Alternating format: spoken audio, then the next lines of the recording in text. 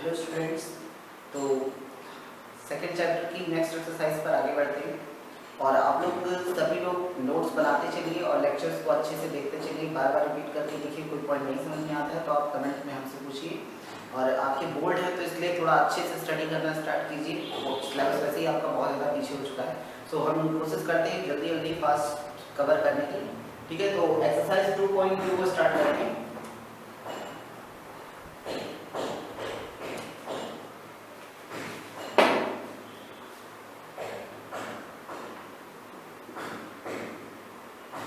तो 2.2 का वीडियो आपको मिल ही गया होगा, आप उसे देखकर और पहले बेसिक अंडरस्टैंडिंग कर लीजिए। फिर उसके बाद आते हैं सेकंड एक्सरसाइज पर। ठीक है, तो पहले पॉइंट में पहले एक्सरसाइज में हमने पढ़ा था पॉलिनोमियल्स को। यहाँ हम पढ़ेंगे क्वाड्रेटिक पॉलिनोमियल या फिर कहते हैं क्वाड्रेटिक इक्वेशन। ठीक है, सो क्वाड्रेटिक इक्वेशन क्या होता है?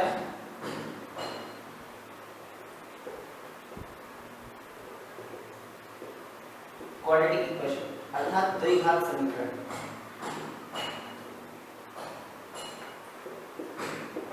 ठीक है, तो द्विघात समीकरण क्या होता है?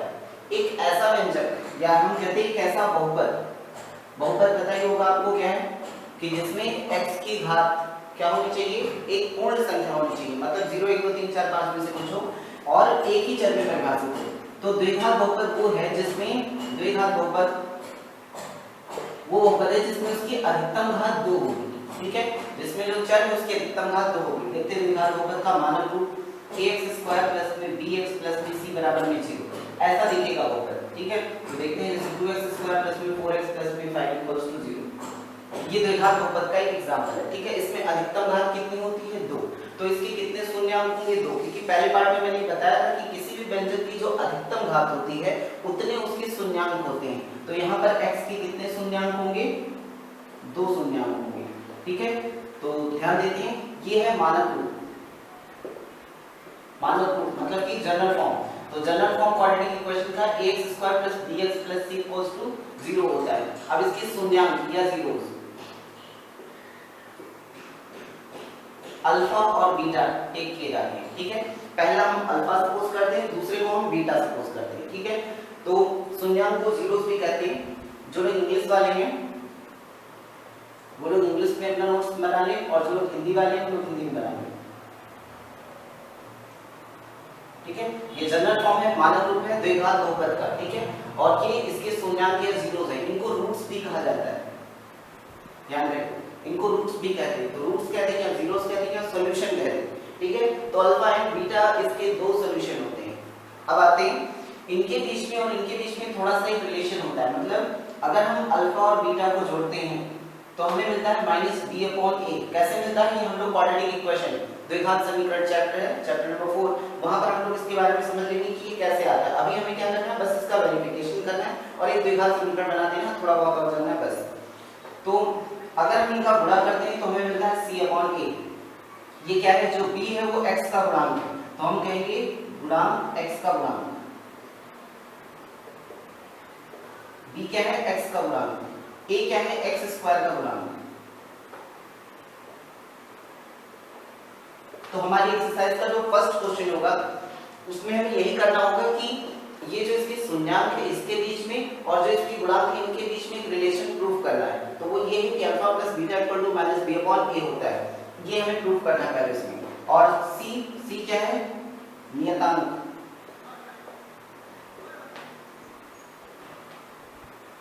ठीक है, मतलब कि कांस्टेंट। और a क्या है? वही चीज x² का गुणांक। इंग्लिश वाले लिख लेंगे इसको coefficient of the x and coefficient of the x²। इसमें लिख लेंगे कांस्टेंट और इसमें लिख लेंगे कोफिशिएंट ऑफ x²। ठीक है, तो ये दो फॉर्मूले हो गए alpha plus beta. Alpha plus beta का मतलब क्या है? इसको ध्यान रहे, हिंदी में इसको मूल भी कहे जाते हैं। जैसे रूट की हिंदी होती है मूल और जीरोस की हिंदी होती है शून्यांक। ठीक है, तो ये चारों नाम लिए जाएंगे, जो भी यूज होगा आप बस याद रखिएगा उसको। तो अल्फा प्लस बीटा बीटा को हम क्या कह सकते हैं? मूलों का योग।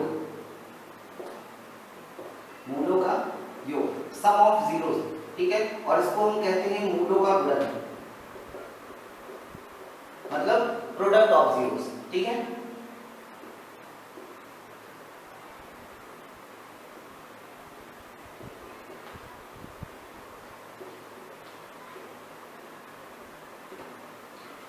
तो sum of zeros and product of zeros, ये इतने फॉर्मूले हो गए, इसको नोट कर लेना। इंग्लिश वाले सिर्फ इंग्लिश लिखेंगे, हिंदी वाले सिर्फ हिंदी लिखेंगे, ठीक है, नहीं तो सब मिक्स होके ज्यादा ही हो जाएगा। तो इसको नोट कर लीजिए। नोट करने के बाद अब आते हैं एक्सरसाइज पर, ठीक है। एक्सरसाइज में हमें पहला क्वेश्चन यही करना है, फर्स्ट क्वेश्चन के दोनों सभी पार्ट क्लियर करने हैं। सेकंड क्वेश्चन के लिए एक और फॉर्मूला, यदि अल्फा प्लस बीटा या अल्फा माइनस बीटा दिया हो तो द्विघात समीकरण, सीधा से लिखते हैं द्विघात समीकरण। अगर हमारे पास अल्फा बीटा दे दिया जाए या alpha plus beta alpha into beta दे दिया जाए तो हमें द्विघात समीकरण बनाना हो तब क्या करेंगे? फॉर्मूला याद रखना, ये बहुत important formula, X square minus में अल्फा प्लस बीटा इंटू में एक्स प्लस में alpha into beta equals to 0, ठीक है, द्विघात समीकरण। ये हमारा एक्सरसाइज 2.2 का दूसरा क्वेश्चन होगा। हमें उसमें अल्फा प्लस बीटा दिया रहेगा, अल्फा इंटू बीटा दिया रहेगा, दोनों को उठा के यहाँ रखेंगे, सरल कर देंगे, हमें द्विघात समीकरण मिल जाएगा, ठीक है। तो ये सारे फॉर्मूले नोट कर लो, पूरी एक्सरसाइज इसी पर है। तो अब एक्सरसाइज पे आते हैं।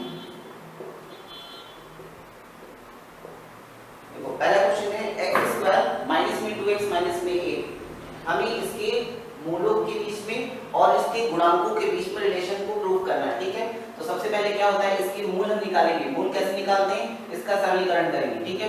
तो लास्ट जो नंबर होता है उसको टेक करते हैं, ठीक है। उससे पहले ध्यान देना, अगर एक्स स्क्वायर के पहले कुछ है तो उसका लास्ट वाले से गुणा कर लो, और अगर यहाँ कुछ नहीं है तो सीधे सीधे लास्ट वाले को उठा लो, ठीक है।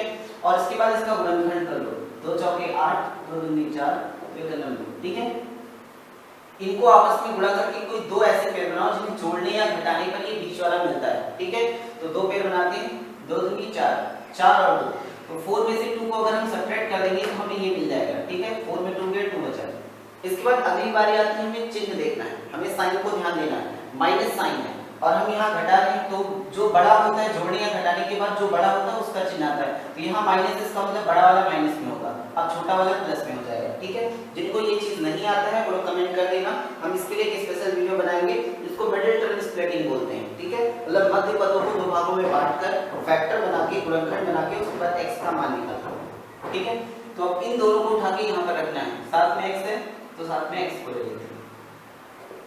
एक्स स्क्वायर माइनस में 4x प्लस में 2x और माइनस में 8 इक्वल टू 0 टेक करेंगे। इन दोनों में कॉमन x कॉमन है, कॉमन करने का मतलब होता है जो दोनों में हो उसे बाहर निकाल लेना, उससे दोनों को भाग करके लिखना है। एक्स स्क्वायर था, 1x निकल गया तो 1x बचा, फिर माइनस लगाना है, 4x था, x बाहर निकल गया तो यहाँ पर 4 बचा, प्लस लगाओ, इन दोनों में कॉमन 2 है, 2 कॉमन कर लो, यहाँ केवल x बचा, 2 से इसको भाग कर लो, 2 चौके 8 इक्वल टू 0। लास्ट में ये दोनों ब्रैकेट सेम होने चाहिए, ठीक है, दोनों ब्रैकेट सेम है। तो एक बार इस ब्रैकेट को लिख लो x माइनस 4, अब जो बचता है यहाँ x बचता है और यहाँ प्लस 2 बचता है, इक्वल्स टू कितना 0। एक बार इसको 0 के इक्वल लो, एक बार इसको 0 के इक्वल लो, इसे 0 के इक्वल लेते हैं, x minus 4 equal to 0, then x equal to 4। एक बार इसे 0 के इक्वल लो, x plus 2 equal to 0, then x equal to -2, ठीक है। तो हमारे पास ये दोनों शून्याङ्क आ गए, एक को हम अल्फा कह देंगे, एक को हम बीटा कह देंगे। अब चलो वेरिफिकेशन करते हैं, तो alpha plus beta equal to minus B upon A, ठीक है। ध्यान रखना, जो इसका गुणांक है उसे a कहते हैं, जो इसका गुणांक है उसे b कहते हैं, और जो लास्ट में उसे c कहते हैं, ठीक है। अल्फा प्लस बीटा, अल्फा क्या है 4, प्लस लगा के बीटा क्या है -2। कभी भी ऐसे हम नहीं लिख सकते, जब भी दो चिन्हों तो ऐसे ब्रैकेट लगा के, इसके बाद माइनस, b का मान कितना है -2, a का मान यहाँ इसके आगे कुछ नहीं मतलब 1 होता है, ठीक है। तो यहाँ पर 1 है, इनको सॉल्व करते हैं, plus minus -2 minus minus plus 2, ठीक है। इधर सॉल्व कर लो, 2 बराबर में 2, दोनों बराबर है, इसका मतलब LHS equal to RHS। Alpha plus beta prove हो गया, ठीक है, मतलब मूलों का योग जो है वो -b अपॉन a के बराबर है। अब आगे अल्फा इंटू बीटा प्रूव करते हैं, alpha into beta equal to c upon a।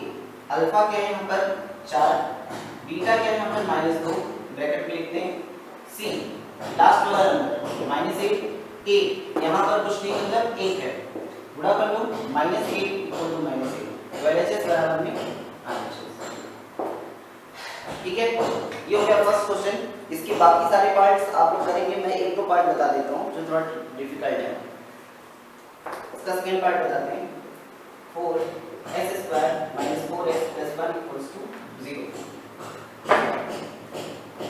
जो लोग s लिखना, s में नीचे ये चीज घुमा दिया करो, नहीं तो इसको 5 समझा जाएगा। अब अगर आगे यहाँ पर कुछ होता है तो पहले इसको इससे मल्टीप्लाई करते हैं, तो 4 का 1 से गुणा करो 4, अब इस पर इसका गुणनखंड करो, तो 2 3 4 गुणनखंड लो, सीधा सीधा लिखना है कि 2 में 2 को जोड़ दें तो 4 मिले, जो यहाँ आया उसे जोड़ने या घटाने का बीच वाला मिलना चाहिए, 2 में 2 को जोड़ दो 4 आएगा, 2 में 2 को जोड़े 4, लेकिन हमें चिन्ह कौन सा चाहिए, माइनस का, तो इन दोनों को माइनस कर दो क्योंकि माइनस माइनस जुड़ जाएगा, ठीक है। 4s² माइनस में एक बार 2s एक बार 2s, तो -2s और फिर -2s, इस बीच वाले को दो भाग में लिखते हैं और प्लस में 1 = 0, इन दोनों में से कॉमन कर लो, पहली चीज 2 कॉमन है और फिर s कॉमन है, चलो इससे भाग करते हैं इसको, तो 2 से 4 को भाग करो, 2 2 3 4, s² से s निकल गया s, -2 निकल गया s निकल गया, कुछ नहीं बचा मतलब 1, इन दोनों में से माइनस है, -1 कुछ भी कॉमन नहीं हो रहा है तो हम -1 कॉमन करेंगे, और सभी लोग एक मोस्ट इंपॉर्टेंट पॉइंट ध्यान रखेंगे, जैसे ही हम माइनस कॉमन करते हैं और ब्रैकेट लगाते हैं अंदर का सारा साइन तुरंत चेंज हो जाता है, ठीक है। तो माइनस कॉमन किए अंदर का साइन चेंज होगा, यहाँ 2s प्लस है माइनस हो जाएगा 1 = 0, देखो दोनों ब्रैकेट सेम हो गए, ठीक है, दोनों ब्रैकेट सेम है तो दोनों को एक बार यहाँ ले लेंगे, तो हो जाएगा 2s - 1, ठीक है। अब जो बचता है यहाँ बचता है 2s - 1 = 0, एक बार इसे 0 के इक्वल, एक बार इसे 0 के इक्वल, इसे 0 के इक्वल करते हैं तो 2s - 1 = 0, 2s = -1 कर जाएगा +1, x = 1/2, फिर इसको उठाते हैं 2s - 1 = 0, 2s = +1, s = 1/2, ठीक है। अब इसके बाद वही सेम चीज जो हमने पहले किया verification, alpha plus beta equal to -b/a, alpha क्या है 1/2, बीटा क्या है 1/2 इक्वल टू -b, b की वैल्यू कितनी है -4, तो यहाँ पर लिख लेते हैं -4 अपॉन में a की वैल्यू कितनी है यहाँ पर 4, ठीक है। एलसीएम तो यहाँ पर जरा सा 2 एलसीएम हो जाएगा, ऊपर 1 + 1 माइनस माइनस प्लस 4/4, इसको ऐड करो 2/2, यहाँ 4 से 4 कट गया 1, ये भी कट गया 1 = 1, तो LHS बराबर RHS। इसके बाद आते हैं तीसरे में अल्फा × बीटा, तो अल्फा × बीटा बराबर होता है c/a, अल्फा की वैल्यू 1/2, बीटा की वैल्यू 1/2, ठीक है, तो 1/2 गुणे में 1/2 बराबर में c/a, c की वैल्यू 1 है और a की वैल्यू 4 है, तो 1/4 गुणा करो 1 के नाम 1, 2 2 4, 1/4, तो LHS बराबर में RHS, ठीक है। इसी तरह बाकी सारे पार्ट आप लोग कर लेंगे, ध्यान रखिए जो स्टेप गायब है उसकी जगह 0 टिक कर लेना, ठीक है। मान लेते हैं जैसे इसके कुछ क्वेश्चन में बीच वाला स्टेप गायब है तो उसकी जगह 0 ले लेना, ठीक है, लास्ट वाला स्टेप गायब है तो उसकी जगह 0 टिक कर, ठीक है। अब नेक्स्ट क्वेश्चन पर आते हैं, सेकंड पर, इसकी जो भी पार्ट आपसे नहीं लगेंगे वो पूछ लीजिएगा, ठीक है। तो अगले क्वेश्चन में हमें कहा गया मूलों का योग 1/4 है, मूलों का गुणन -1 है, तो मूलों के योग को हम क्या लिखते हैं अल्फा प्लस बीटा, मूलों के गुणनफल को हम क्या लिखते हैं अल्फा × बीटा, तो अल्फा प्लस बीटा 1/4 है, अल्फा × बीटा -1 है, तो हमें द्विघात समीकरण बनाना है, तो द्विघात समीकरण का फॉर्मूला क्या है x² - alpha plus beta × x और प्लस में alpha × beta = 0, alpha plus beta 1/4 रख देंगे और अल्फा × बीटा -1 रख देंगे बराबर में 0। कभी भी हम ऐसे समीकरण को नहीं छोड़ सकते, नीचे है उसको एलसीएम ले लो, तो 4 को एलसीएम लेंगे, इसको इधर गुणा इसको इधर गुणा किया जाएगा, 4 का गुणा इससे तो 4x² माइनस में यहाँ पर 1 आगे लिखते नहीं है और प्लस माइनस माइनस हो जाएगा और 4 का गुणा इससे तो 4 बराबर में 0, फिर इसको इधर 0 से गुणा कर देंगे तो 4x² - x - 4 = 0, ठीक है, ये बन गया समीकरण। इसका सेकंड पार्ट देखते हैं,